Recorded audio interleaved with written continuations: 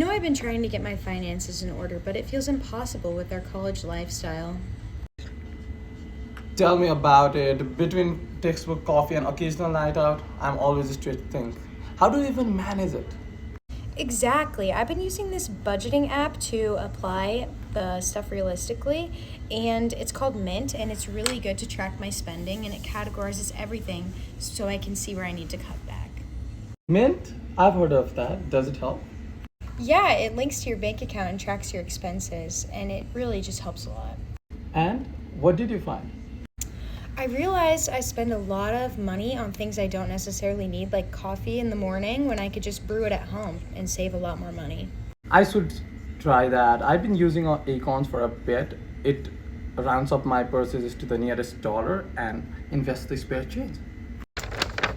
Acorns, huh? That sounds easy enough. I might add that to my routine. And there's another app. It's called You Need a Budget. It's great for setting specific saving goals. Oh, you need a budget. I've heard about that. I'll look into it.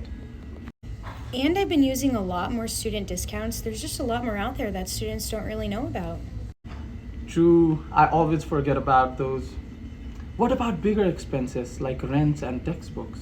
So for textbooks, I usually use Chegg. I either buy or rent them from there at a fraction of the cost. So you just kind of have to use your resources. And then for rent, I usually look at cheaper housing options on Zillow.com or apartments.com. Those are great resources. Renting books sounds smart, and cheaper housing would help, but it needs to be closer to the campus. Maybe it would be helpful in the next semester. But what about saving for fun like concerts or trips?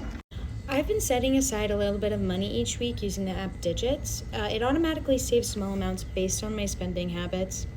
Does it? Sounds convenient. It's all about the saving, right? Saving where we can, but still enjoying the college life.